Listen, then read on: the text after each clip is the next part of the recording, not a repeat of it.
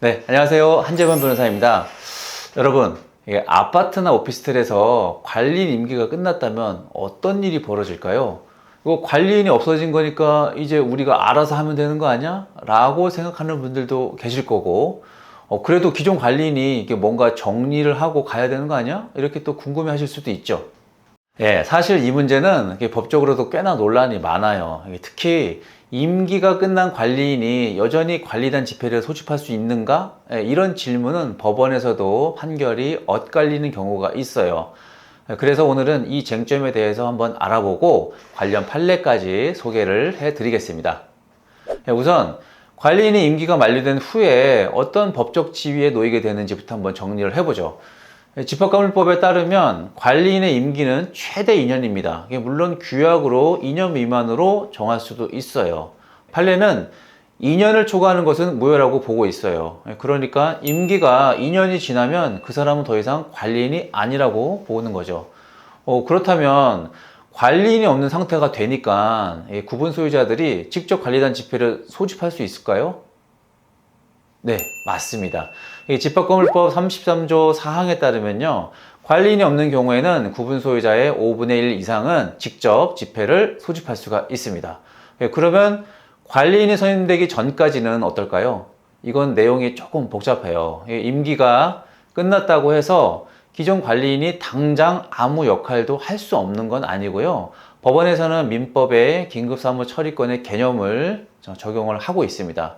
이게 무슨 뜻이냐면 새로운 관리인이 선출되지 않은 상태에서 건물 관리 업무가 계속 필요하다면 기존 관리인이 임시로 그 업무를 수행할 수도 있다는 겁니다. 그러니까 법적으로는 관리인이 없는 상태는 맞지만 현실적으로는 기존 관리인이 계속 관리 업무를 보는 경우가 있다는 거죠. 이제 가장 중요한 질문으로 한번 넘어가 보죠. 임기가 끝난 관리인이 그러면 관리단 지폐를 소집할 수 있을까요? 이 문제에 대해서 법원의 판결이 좀 다르게 나온 사례들이 있어요. 어떤 사건에서는 임기가 끝난 관리인이 관리단 지폐를 소집을 했는데 법원이 이걸 무효라고 판단을 했어요. 구분 소유자들이 하면 되니까 굳이 기존 관리인이 할 필요가 없다. 이런 논리입니다.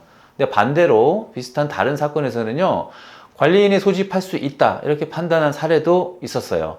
관리인이 없는 상태가 계속되면 이 건물 관리에 문제가 생길 수 있기 때문에 이걸 방지하기 위해서 기존 관리인이 임시로라도 관리 업무를 수행해야 한다는 게 주된 이유였죠.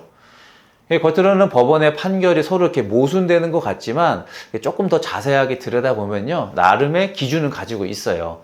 기존 관리인의 관리인 소집이 적법하려면요, 크게 세 가지 정도 충족을 해야 됩니다. 첫 번째로는 이게 만약에 기존 관리인이 부정행위를 저질렀거나 또 관리단의 운영을 방해를 했다면 그의 권한을 인정하지 않는 쪽으로 결론이 날 가능성이 큽니다.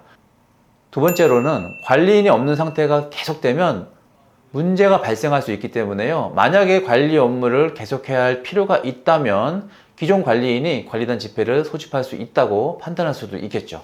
그리고 세 번째, 마지막으로는 기존 관리인과 구분 소유자들 사이에 어떤 심각한 분쟁이 있는 경우에는요, 기존 관리인이 지폐를 소집하는 것이 적절하지 않다고 보는 경향이 있습니다.